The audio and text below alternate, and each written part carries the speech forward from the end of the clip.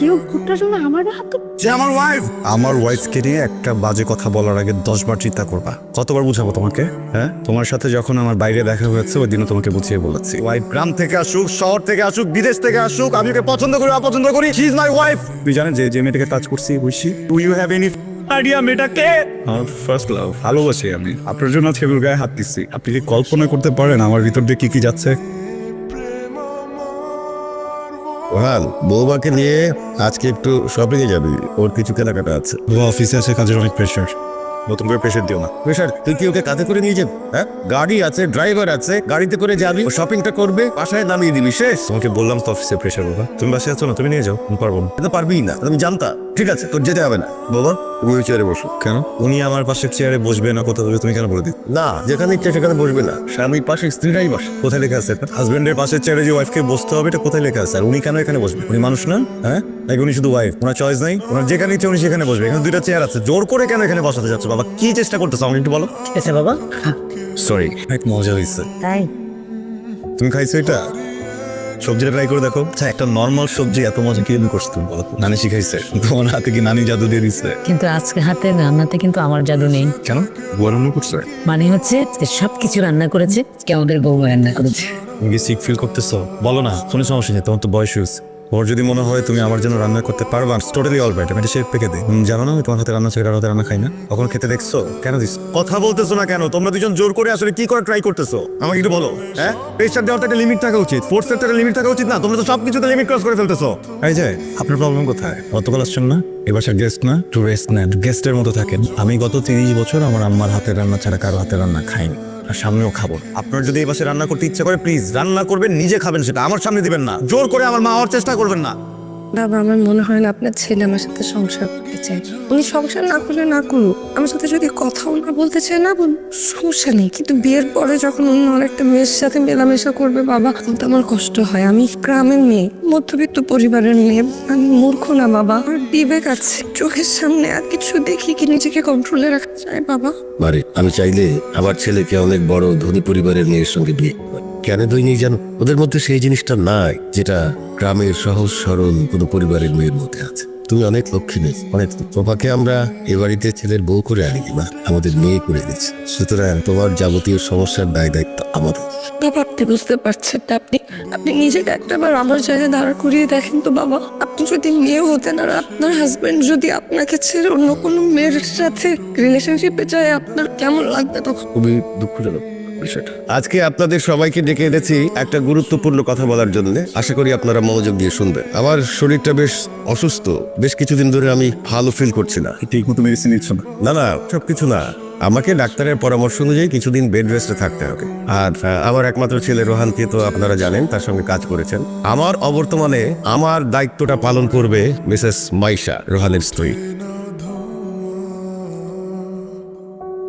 বাবা, আমার দেরি হয়ে যাচ্ছে, বেরোলাম। বাবা, আমি পারবে তো? কেন পারবে না?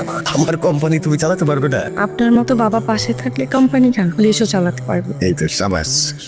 কি ভাবছিস এগুলো? কি? হ্যাঁ? বুঝি নাই। কিছু বলি নাই।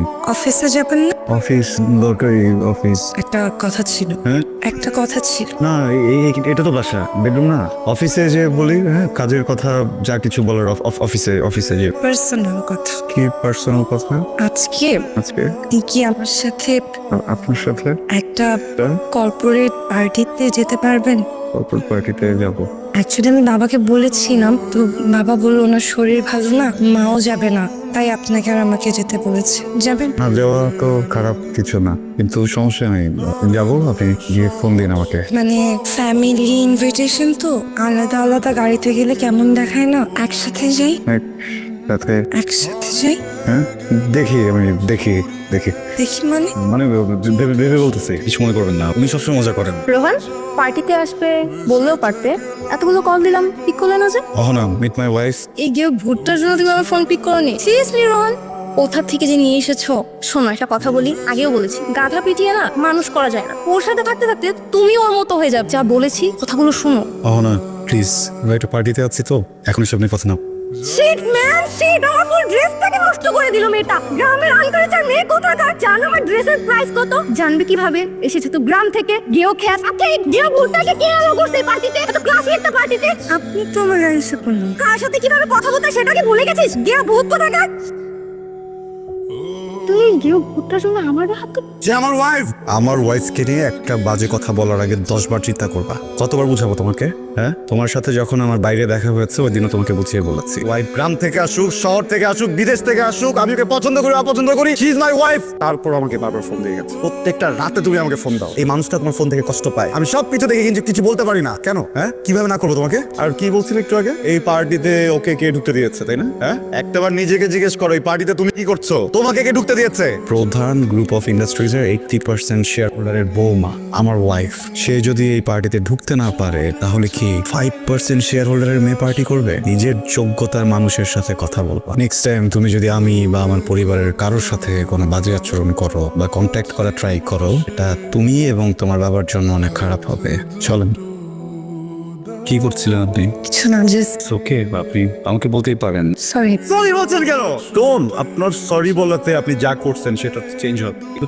ফার্স্ট দিন থেকে বলতেছি আপনাকে, আপনার আমার ভিতরে যে সম্পর্কটা একটু শুধু খাতার কলমে হাজবেন্ড ওয়াইফের সম্পর্ক আর কিছু না। আমি আপনাকে পছন্দ করি না। আমি আপনাকে নিজের ইচ্ছে বিয়ে করি নাই, আমার ফ্যামিলি জোর করে বিয়ে করেছে। আপনি কেন কথাটা বুঝেন না? বাংলায় বলছি, বাংলায় তো বলছি। আপনি যেন স্পষ্টভাবে আমার কথা বুঝতে পারেন এই জন্য বাংলায় কথাগুলো বলছি, ইংলিশ তো বলি নাই যে আপনি আমার কথা বুঝতে। প্রবলেমটা কোথায়? কেন জিতেছেন ভাই আপনি আমাকে? ওয়াই কি ভাই, অফিসে গিয়ে আপনার কথা মতো কাজ করছে কেন? নাকি আচ্ছা বেড শেয়ার করছেন আমার সাথে এই জন্য ভেবেছেন যে মানে এভরিথিং ইজ ওকে না? হ্যাঁ, ওয়েট আ মিনিট, আজকে পার্টিতে আমি আপনার হয়ে কথা বলেছি, এটার জন্য আপনার মনে হয়েছে যে আপনার আমার ভিতরে কিছু একটা হবে? হ্যাঁ, নতুন এক্সপেকটেশন জন্ম নিয়েছে। হ্যাঁ, আর কথা বলেন না কি? পার্টিতে আমি আপনার হয়ে কথা বলছি এই জন্য এরকম মনে হয়েছে আপনার যে ইউ শুড টাচ মি? হ্যাঁ, তুই জানেন যে মেয়েটাকে টাচ করছি বসি? Do you have any idea মেয়েটাকে? আমার ফার্স্ট লাভ, ভালোবাসি আমি। আপনার জন্য ছেলের গায়ে হাত দিচ্ছি। আপনি কি কল্পনা করতে পারেন আমার ভিতর দিয়ে কি কি যাচ্ছে? আরে ভাই, এই যে বিছানায় আপনি শুয়ে থাকেন না আমার পাশে, এখানে তো আপনার থাকার কথা ছিল না। এটা তো আপনার জায়গাই না, এটা তো ওর জায়গা। আমি তোকে বিয়ে করতে চাইছি, আমি তো আপনাকে বিয়ে করতে চাই নাই। আমার ফ্যামিলি জোর করে আমাকে আপনার সাথে বিয়ে দিচ্ছে। আমি বারবার করে বলছি যে আমি ওকে ভালোবাসি, আমি ওকে বিয়ে করতে চাই না, তারপর জোর করে আমার ফ্যামিলি আপনার সাথে বিয়ে দিচ্ছে। আপনি জোর করেন না, আমি তো আপনাকে রেসপেক্ট দেই না? কেন জোর করতেছেন? চাহিদা ওকে আমি বুঝি, মানুষের চাহিদা থাকতেই পারে। আপনি তো এখন আর গ্রামে নাই, আপনি শহরে আসছেন। এখন আপনি আমার ফ্যামিলি মেম্বার, টাকা তো আছে, টাকা আছে না? Go outside, enjoy, make a boyfriend. যা ইচ্ছা করেন, নিজের চাহিদা পূরণ করেন, বাট প্লিজ আমাকে না। আমি ওই মানুষটাই না, বুঝছেন? শেষ। আমার লাইফের বড় দুইটা ভুল কি জানেন? আজকে আপনার মাথায় স্পর্শ করা, তার থেকেও বড় ভুল কি জানেন? আপনার মতো একটা মানুষকে বিয়ে করা। আমি গ্রামের মেয়ে, হ্যাঁ, এই জন্য আমাকে আপনার ভালো লাগে না। আমি গ্রামের মেয়ে, আপনি ভেবেছেন হয়তো আপনার থেকে আমি কোনো অংশে পড়াশোনায় কম। গার্লফ্রেন্ড থেকে একটু বের হয়ে কখনো এই ওয়াইফ সম্পর্কে খোঁজ নেওয়ার চেষ্টা করেছেন আপনি? আমি কে, কোথা থেকে আসছি? হ্যাঁ, আমি গ্রামের মেয়ে। আপনার আমাকে ভালো লাগে না, আমার কথা ভালো লাগে না। আমি গ্রামের মেয়ে, আপনি আমার সাথে সংসার করতে চান না? আমি গ্রামের মেয়ে, আমি খুব গর্ববোধ করি জানেন। আমি যে গ্রামের মেয়ে, আমি খুব গর্ববোধ করি। গ্রামের মেয়ে দেখি তো আপনার মানে অত্যাচার দিনের পর দিন আমি চুপচাপ সহ্য করে যাচ্ছি, একটা কথা বলি না। গ্রামের মেয়ে দেখি আল্লাহ আমাকে এত ধৈর্য দিয়ে বানিয়েছে। কি মনে করেন কি আপনি নিজেকে? কোর্স টাকা আছে আমার টাকা, সেটা আপনার বা আপনার ফ্যামিলির না। আরে একটু আমার সম্পর্কে খোঁজ নিতেন। হ্যাঁ, কি বললেন? আমি একটা বয়ফ্রেন্ড বানাইতে পারি চাইনি? আমার চাহিদা পূরণের জন্য আমি আরেকজনের কাছে যাবো? সে কতটা সম্মান করে কেউ তার স্ত্রীকে? তো কাগজ কলম স্ত্রী। ও যে কি বলেন আপনি, যে মেয়েটার গায়ে হাত তুলেছেন আজকে, ও আপনার প্রথম প্রেম। আপনি একটাবার আমার কথা চিন্তা করেছে? আমার জীবনে আপনি প্রথম পুরুষ যাকে আমি ভালোবেসেছি, যার সাথে আমার বিয়ে হয়েছে, তাকে আমি স্পর্শ করতে পারি না, তার হাতটা ধরে বলতে পারি না যে আমি তোমাকে ভালোবাসি। গ্রামের মেয়ে, এক্স থেকে বের হইতে পারেন না, বিয়ে করছেন কেন? বাবা মা বলছে ছেলে ভালো, বিয়ে করে ফেল। আমি বললাম ওকে ছেলে ভালো, বিয়ে করে ফেলি। গ্রামের মেয়ে তো বুঝি না, আপনার গার্লফ্রেন্ডের জন্য আপনার অনেক কষ্ট হয়তো। আমি আপনার স্ত্রী, আমার কতটা কষ্ট হয় একবার একটু ভাবেন তো। গার্লফ্রেন্ড